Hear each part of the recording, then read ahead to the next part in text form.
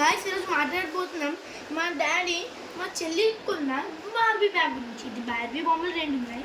ఇక మీకు గోల్డ్ ఏమో అలా దొరుకుతుంది. గాయస్ దీని స్పెషాలిటీ ఏంటంటే మీకు వెనకతలే తెలిసిపోతుంది.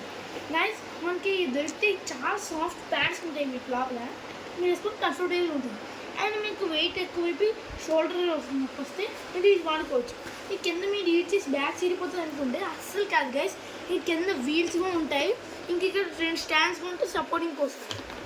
ఇంకా గైస్ మీరు ఇక్కడ రాడ్స్ గుచ్చుకుంటే అనుకుంటున్నారు, కానీ ఇక్కడ రాడ్స్ అస్సలు గుచ్చుకోవాలి. ఎందుకంటే ఇక్కడ సాఫ్ట్ ప్యాడ్స్ ఉన్నాయి.